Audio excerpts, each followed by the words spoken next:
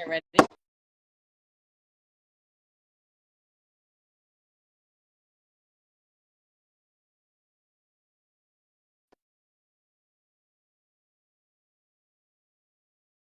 Are you there? All right. Does anybody have any ideas why this? Can somebody write in why this? Kayla can hear you. Maya, can. All right, Maya's gone. Something with her audio. Well, this is embarrassing. You know, I mean, sometimes in life you have to just accept that you're an embarrassing person. Do you know any jokes? I do know some jokes, but they're not. You know, they're not PG. Is my problem. All my jokes. All right, should I invite Maya again? This is so frustrating. That was so exciting to have her and see her face. I'm inviting her again. Does Kayla have any advice? It's for audio. Get up here. All right, is it working now? I can hear you now. Yes, it's working now. Okay, great. We have the most embarrassing things ever happened to me in public is this me starting one and then you starting one and then me starting it again. It's really so awful. Well, if you think about it, if this is the most that ever happened, we're doing okay. We're doing okay. We're Luddites. We just don't know how the world works. I know, and we're trying to learn. We're trying to be decent people. We're trying to engage with the public in a meaningful, substantive way. Yes. A way that the public likes to be met, as you've so carefully taught me throughout your life. I apologize to everybody who watched that. It's kind of like watching a slow motion car accident. Yeah. Felt like. And it feels like I put my finger in an electrical socket. I don't know what I'm scared of. Public humiliation. Public humiliation. That's for sure what we're scared of. Well, let me say thank you. You hear me? You're wrong for humiliating myself on your behalf? Yeah, I really appreciate it. You know, I mean, great, good. You may not have noticed, but there's been this giant bomb that's went off in my life, which is that my daughter is like a tremendous artist, and everybody, if you sign on to talk with me, people want to listen to me. For years, you had to tag along with paparazzi following after your mother and I, and now you've just usurped us. You've lapped us. You're patting us on the ass as you run past. I have not done any of those things, and the implication that I might have is only going to make me look embarrassing. But okay, in that regard, though, you are now having to answer all kinds of questions in the public about things. But for years, I have had to answer questions about you, and the one that I get the most often is this question of what's the best advice you've ever given me? And I always really struggle to answer that question because you just give me so much advice that I've requested. I request advice, and then I get it. And so I was thinking about Paul and Joanne and how you've been talking about them as actors and as role models for young people in the world, trying to figure out how to be interesting, substantive artists and humans and lovers in this crazy, weird, broken world. And I was just thinking that I organized some questions that I've asked you before, so I know the answers to them. So remember not to entertain me. Okay. Remember this is for the other people. Also remember that the other people are here, and don't forget that they're here, because it's not a FaceTime. They're here, so don't say anything. You know. Right. Yeah. Don't forget. There's 47,000 people listening. We're a chalkboard in the sky. I understand. Yeah. So, but I'm going to ask you some questions, okay? Right. Okay, I'm sure you've answered this before in Paul and Joanne Press, but I'm going to ask it anyway, which is, you call this documentary The Last Movie Stars. Mm-hmm. Do you think they really are the last movie stars? And if the answer is yes, what do you think young people who want to be actors or movie stars should aspire to be in terms of being at the top of their profession? What's the biggest goal? All right. First off, that the line isn't really my line. It's their best friend was this writer, Gore Vidal, who won the National Book Award. He was an amazing leader in gay rights, in human rights, in forward thinking. He was extremely progressive individual who was crazy smart. And I actually met him with your mom on the set of Gattaca. Cool. Blew me away. And I remember sitting there at lunch with him, and he would be talking about Paul and Joanne because he was their best friends. I mean, he was really close, intimate, you know. And he had this feeling that they were the last movie stars. And what he meant by it is they were the last generation to be raised the way the first generation of movie stars, Katharine Hepburn, Gary Cooper, people who came up in acting class with musical training, with voice and speech training, and were brought up in the studio system. And he was noticing how television and the expanse of how much entertainment is out there was changing things. I mean, you know this with the music business. The music business has been revolutionized because it's never been easier to record music and never been harder to get people to listen to it because there's so much. And the same is happening with movies. You know, when Cool Hand Luke came out, there were exponentially less films released that year than now. So the movie had a gravitas that is very difficult for movies to have now. But that said, I believe that every generation is the last of one thing and the first of another. You know, I mean, we could, you're the last, you're also the first, you know, and it's weird about living a long time as you start to watch some of the things that were behind you. A lot of my mentors are passing on now. You know, the generation above me knew Paul and Joanne, could be friends with them, saw plays with them, went to races with them. They took their kids to ballet together. You know, that generation is leaving us. And part of the idea of The Last Movie Stars is to look at what they had to offer. So not, as one tide goes out, we bring as much good stuff with us as we can. It totally makes sense. It also just made me think about like the movie theater going experience since the pandemic has become so much more rarefied that it does feel like there are these movies that come out in a year, whether or not it's like it's a Marvel movie, it's Maverick, it's Elvis, where there are only a couple movies a year that make that kind of like blockbuster impact in the theaters that feel culturally significant to everyone, where like everyone's like, hey, have you seen that? Have you seen that? I wonder if that is weirdly more similar. I mean, the movies, those... Well, the pandemic has kind of thrust us backwards in time a little bit, hasn't Yeah. it? We're hanging out at home, going to the movie theater is a big deal. I mean, I think the first movie that really brought me back was Maverick. I mean, that was the first time, and it was so fun to order popcorn and sit there in the air conditioning again, and it does make it more culturally relevant. On the flip side, your generation has this unbelievable option available to them. Is you guys can sit, if you're lucky enough to have Apple TV or have access to it, you have the entire canon of film history available to you. I do think it's a little overwhelming. It's like a giant library and saying, well, you can read whatever you want. It's like, where do I start? I'd rather just, you know, let me go look at Instagram, you know, I mean, because it's overwhelming. Okay, next question. Very good answer. Thank you. Thank you for that contribution. Okay, I passed to the next stage. Yes, you passed to the next stage. The next stage is, what do you think is the role of ego in the arts? Some people say that your ego will destroy you and like you have to stay humble to be able to survive this business. And other people will say that you need ego to be able to survive the sort of like vulnerability and hatred of putting your heart out into the universe and having people rip it apart in front of you. Where do you think the role of ego lives? Well, that's a deep question because then you have to have some kind of philosophy behind that. Like a Buddhist philosophy that's kind of like the razor's edge. You know, you have to both have an ego and not have an ego. You have to do them both.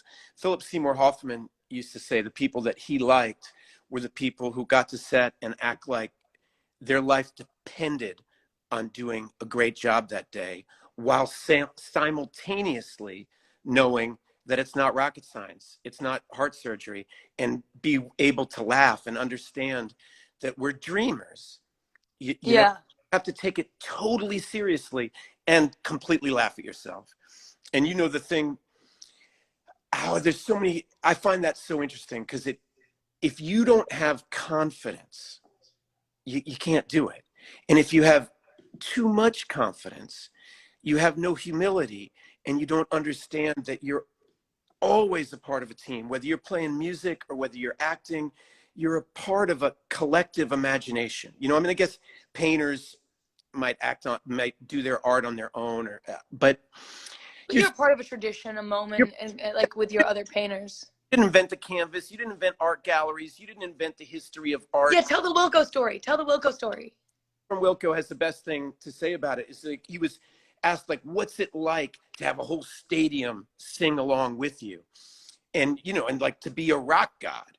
And I'll paraphrase, please forgive me, but what the takeaway I took from his interview that I loved was, at first it is this unbelievable high where you almost feel this kind of godlike status as you're at the center of a stadium and all this congregation around you, until he had the intelligence to realize that he didn't invent rock and roll. He didn't invent the concert. He didn't invent the guitar. He didn't invent the GCA chord progression.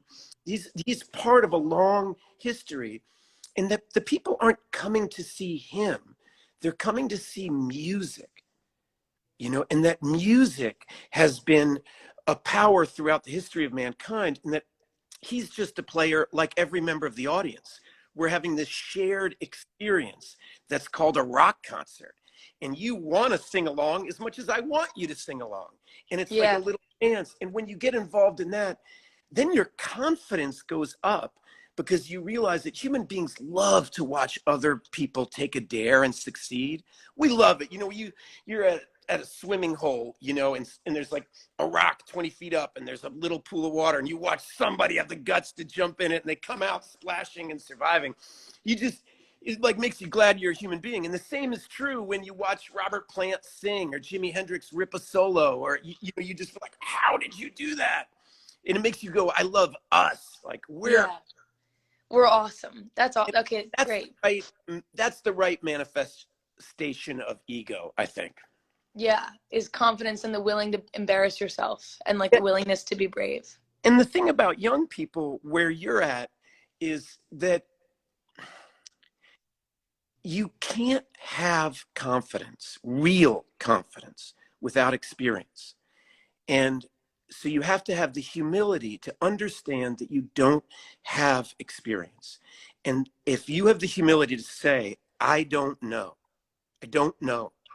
well, what'll happen then is you'll be able to learn.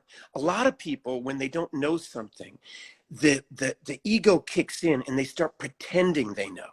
Or they know one tiny thing and they'll lean on it so hard. And then our insecurity gets manifest as arrogance, bravado.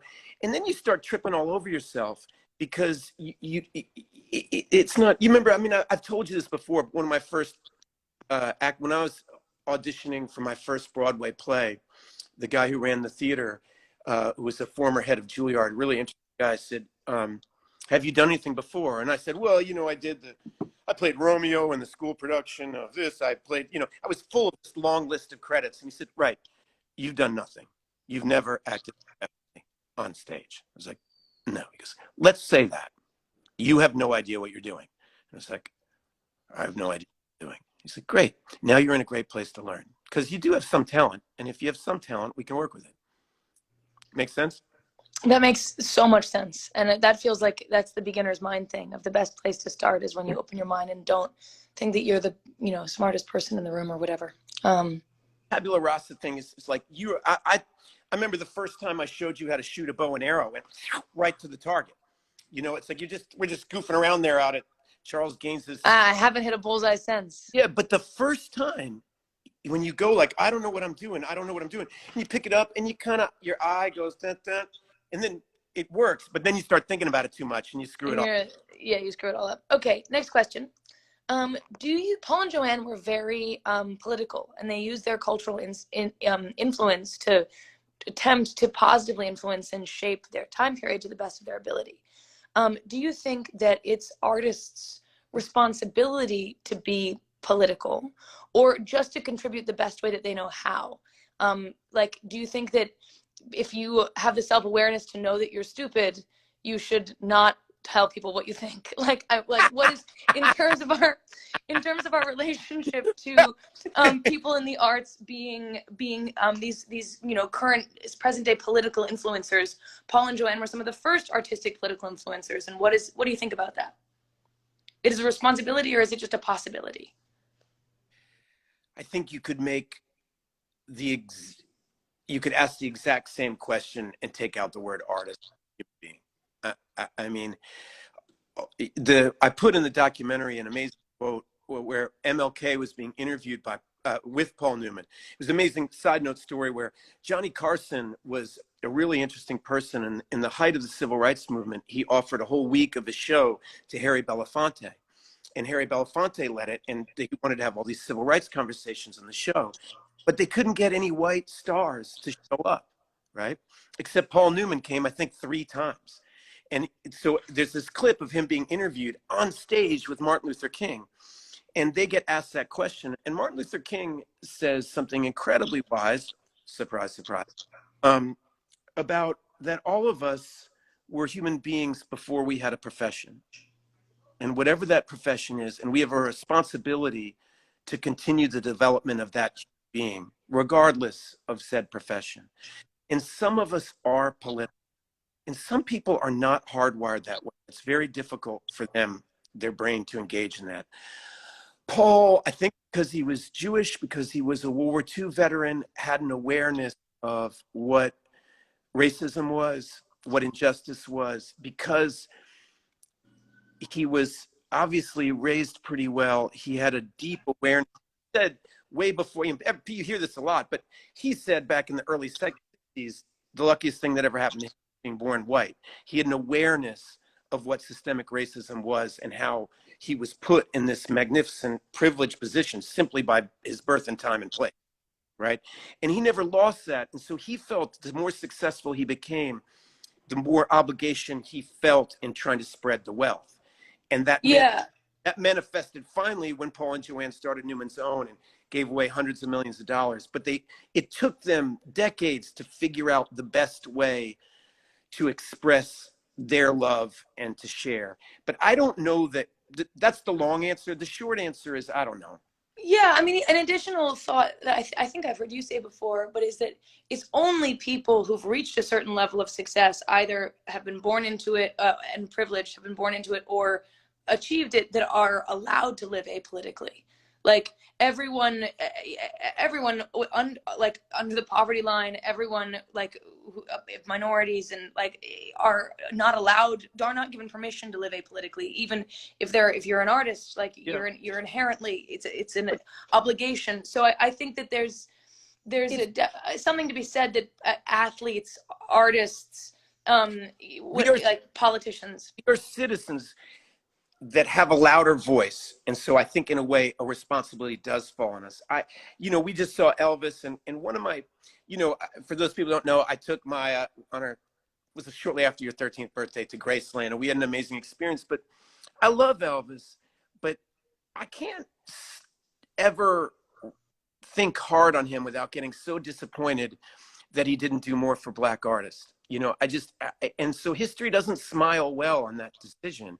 He completely ripped off and had a great love of all these magnificent musicians. He was getting his start with Sam Phillips, who was dedicated to, getting Black music out into the world. And Elvis was a part of that and stole that. And he didn't really bring people along with him. Yeah. It's not like I think he's not allowed to sing those songs. I thought he sang the hell out of them. And it's a great possible thing to do to unite us, to sing each other's songs and to be together. But it has to stay us. Yeah. It doesn't stay us, it starts to be stealing. It's like on that period of post-on Elvis. I'm just reviewing my notes for further questions. I had to make sure I was prepared here. Okay, this is just a super basic acting question. Do you think that it's cheating to rely on personal life experience, emotional recall when you're acting in a story, or do you think it's a part of, like, if you're sitting there acting, you're like, okay, you gotta cry, think about when your dog died, think about when your dog died, you got this, is that cheating? Is there such a thing as cheating when you're acting, or is it only about the end product? Is it process or product? If it works, it ain't cheating, right? But I would say this to that. Oh, think about my dog dying. Think about my dog dying. The second you do that, your hands are tense. Your neck is tense. Your back is tense. You're forcing something on yourself. I've played this game with you before, which is if you clench your fists and you clench your neck and you clench your mouth and you squinch down and squinch your toes and you do that, and then I tell you, to imagine peeling an orange. You can't do it. You know, and this is, you know, if we want to talk about method acting, it's imagination, relaxation, concentration, right? You have to be relaxed for the imagination to happen. And you have to be focused on what the story you're trying to tell is, right? So if you're concentrated, meaning your lines, the text, the metaphor of the play, the world of the universe you're acting in, and you're relaxed, then your imagination can take off and you can really remember peeling an orange, and you smell it, and your fingers get sticky, and this part isn't peeling as well, and details start to happen. And details are what other people can relate to. Everything's generic until you get into the details of human experience. And so when the details start happening, believe it or not, the thought of your dog dying or something, if you're really relaxed and happening, will move you. You know, I mean, so it's not an effort. And it's this, you know, one of the things I had to cut out of the documentary is Kazan used to have an exercise, which is that you would just take a word or a sentence in your text and really attach emotion to it. I mean, in private, on your own. I have the word dog in my line. And so I will go alone in my room and meditate on my dog, that I loved when my mother brought him home and he was a puppy. And then I remember him being middle-aged. And then when he passed away, and you're thinking about that, and you just attach it to that word dog. And I'm telling you, the second that line comes up, that word pops up, this flood of memories just happens. And it's not cheating. It's trying to figure out how to invoke hypnosis, right? The job, when you see Nina Simone on stage, she hypnotizes an audience like that. What does she hypnotize them with? Her pain, her reality, her joy, her love, and that comes out in her voice.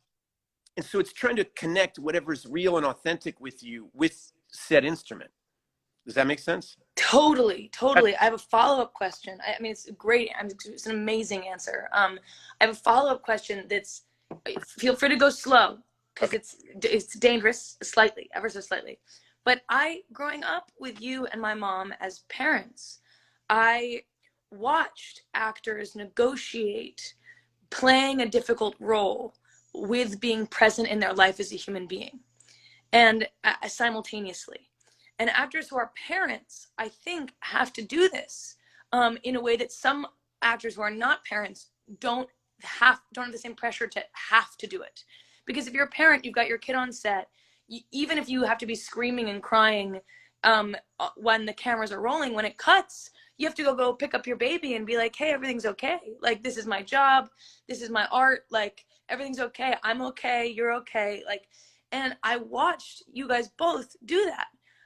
For me, and it gave me this impression of what it meant to be an actor, and that it meant this kind of level of play and this ability to be present in your life at the same time. But in my life as a professional, that idea has been questioned and pushed in different ways, watching other people work differently than that, and I'm interested in what was your decision to do that more about the kind of parent you wanted to be, or more about the kind of actor you wanted to be? And how connected are those things? I think when your life is really working, there's an integration. The person I want to be, the dad I want to be, and the artist I want to be are the same thing. And when my life is out of balance, you know, if my focus is too hard on my artistic life, what happens is my personal life is out of balance, and therefore throws my artistic life off balance. That it's an integrity of all the disparate elements of your life, you know, and that you yourself, we're like a tree or something with this root system, and you're going to draw, you know, you drew water from your mom, you drew water from me, you drew water from your siblings, you drew water from your friendships, from your reading you did, the life you had on your own. And that as you get older, that root system is expanding, and that creates balance in your life. When I've been off balance, everything goes out of whack. You know? And it sometimes can briefly manifest in a great performance. Or for me, like, I'll never forget, you know, the mistake I made. I invited you to see, you were so falling in love with acting, and I was having this amazing experience being directed by Austin Pendleton in Ivanov, and I was working on Chekhov, and I really view those plays as kind of the hardest thing to do. And so I wanted you to see it, and I completely forgot that my character commits suicide at the end of the play until you in the audience. And I mean, it took you weeks to get over that. It was so upsetting. Yeah. That home was a giant fail as a parent. Well, I wouldn't say that. I wouldn't say that. I mean, that's not how I remember it. I think it was also a time where I learned about the boundaries between emotions that are safe and emotions that are not safe. And I think that we've talked about this a lot, when it comes to like philosophies behind what horror movies are like, or like art is a space where you get to experience feelings that scare you in a safe environment. And sometimes that is too far, and people get really upset, and we're in a situation that they shouldn't have been in. But I think the vast majority of experience with art, even art about dark things, gives us permission to have feelings about times that we were unsafe and do feel unsafe in an environment that is 100% controlled, and we are 100% safe. That's the value of art. I mean, it's very difficult. You watch it all over the internet and the news. You know, people don't know how to talk about human sexuality, for example. Yeah. Everybody experiences it. We're all aware of it, but talking about it in any way is extremely difficult. The same with issues of faith. Yeah. Mentions God or Buddha or Allah, and certain groups of the table shuts down, right? Yeah. Get scared. Am I going to be proselytized too? Is this going to be difficult? But art is the space where human sexuality, things like fear, emotions we don't want to feel, all of it, familial troubles, you know, amazing experiences through the movies of healing in my own family, you know, with my mom and dad, things by seeing a great story about a mother and a father or kids, and you start to go, oh wow, I'm not so alone. And they do that by talking about really scary things, but in a safe place, because it's not lit, it's edited, there's music playing, it has a beginning, middle, and end, and therefore we, the audience, get to learn how to navigate our emotional life through our stories. So I do think, you know, I just thought you were a little young for that, or I thought I didn't prepare you. And I thought of that one because that's the last time that a character ran away with my life. I was off balance. So if I'm glad that you don't remember it as hurtful. I'm really glad. But if I made the right decision, it was by accident. I was out of balance. I was working really hard. And I really wanted to do a good job, really. And the play explores deeply depression, and how depression and egomaniacal behavior and megalomaniacal behavior are kind of connected. When you stop being able to see other people and you only see yourself, your ego either goes way up or way down. And totally, yeah, that's a great answer. Last question. Okay. Is much more, is very simple, which is that, because I think I hear people talking about this stuff all the time, is when you think about what jobs you're going to take or not take, do you think broadly about the arc of your career as a whole? Or are you thinking about what you want to do right now? Like, are you looking at, well, I've never been in a kids movie, I've never done a comedy, I've got to do this, I've got to do that, or I don't do comedy, or, you know, these kind of like parameters that people put around themselves, or as they plan their perfect career in their head, or are you just kind of taking it day by day, year by year, project by project?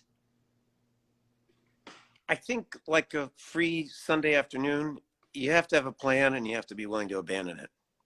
You know, it's like, yeah, I do have on my checklist, you just called it out. It's like, I'm looking at what I've done with my life, and I'm like, how have I never done a bald-faced comedy? Like, I want to do Step Brothers. I want to be like a small part in Talladega Nights. I want to do something like really funny like that. And But if I stop my life with this agenda to pursue comedy when it's not happening naturally, you got to move with the river a little bit. One of my first movies was with Jeremy Irons, and at that time he just won the Oscar, and it was such an honor to be working with him, and he was really brilliant. And he said, you have to take risks, but in the parameters of an achievable goal, in the parameters of where you can succeed. Push the boundaries of your box a little bit. You don't need to make these grand statements of changing yourself all the time. You can move with the river and be open to change. I often think about it. I have these plans about what I want my career to be, and then I just do what makes sense in the moment. And often, my plans have never turned out. Do you feel like it's the same with your personal life? Like, probably, there are things about your personal life now that are more kind of defined because that's what happens as you get older, as there are things with your career that are more defined because that's what happens as you go, because you have more experience and have made more choices already. But I feel like that's also something that's true about one's personal life, is you have these ideas about how it's going to go, and they can make you feel comfortable when you're going to bed at night, and then you have no idea what's going to happen. Well, I remember a lot of us as young lay in bed and write in our journal about what your perfect lover is going to be like. Yeah, or the kid who sits, 2 seats down from you at school, and you're like, Mr. Like whatever. You make up your own new name. Yeah, exactly. And it's fun, and it has no bearing on reality. Yeah. Like, love is something that happens to you, and your life happens to you. I've always said, I remember Linkletter said this to me when I met Rick. I was about 24, and I had this whole kind of beat philosophy, and I'm like, I've got to go out there and live life and have adventures and have experience. And Rick was always like, life's gonna happen. Like, you're gonna have what you need is to read more. Like, you need to be smarter. Like, don't be about pursuing drama. Like, you don't need to ride motorcycles to Panama to have a life. Like, do it if you want, but don't do it for the story. You can go read Motorcycle Diaries and kind of absorb that and see what you think. And, you don't need to inflict pain on yourself. It's going to come. It's going to come. Yeah, exactly. Yeah, you need to learn so that you're prepared with how to think about it and process it in an intelligent way when it happens. It's going to come. Well, did I pass the test? You just passed the test, and I'm just so grateful. Now, you have to make sure you save this. By the way, we can keep going if you want to. Those were the questions that I had written down. Well, I think this is amazing. I don't want to waste people's time. Clementine just got back from camp. God, go deal with Clementine. But make sure you're going to save this so that it's there forever, so that when I get asked what is best advice my dad's given me, I can just say it's available on his Instagram. Yeah, great. I'll save it. I won't go look over at it. Okay. Take the beginning of this. I can finish strong. Great. We should start doing this where we should just keep track of the most regular questions that we get asked about the other person, and then just put them on the record, put the answers out on the record of us talking to each other, and then there can just be a big catalog available. We don't have to answer any of them anymore. Maybe when your album comes out, I'll interview you. That's I love that idea. Okay. All the people ask me about you. Well, The Last Movie Stars is so good. Everyone should watch it. You've done an amazing job. I learned so much watching you make it. I learned so much talking to you about it. And I learned so much watching it. And I cried, and it's funny. And making it, and it's such a film history lesson at the same time, where it's it's an incredible film class that takes you through many, many years of filmmaking by looking at specific careers of actors, which is such a kind of a way that I feel like no one in film schools teaches the history of film. You don't go to 1 or 2 actors and go what choices did they make in their lives, even if you look at it from beginning to end. And it's such an interesting way to learn about film history, acting, and what it means to live a healthy life as a human being in the arts in the world. So thank you for making this. I'm so glad to have it as a teacher. It's like the next chapter of Rules for a Night or something, It's really great. Well, I'm really grateful to have a daughter who would put on time to help me like this. Thank you, Maya. Oh, I'm not helping you. I love you so much. You're the best. Thank you. Bye-bye. Bye, Dad. All right, so I just press here.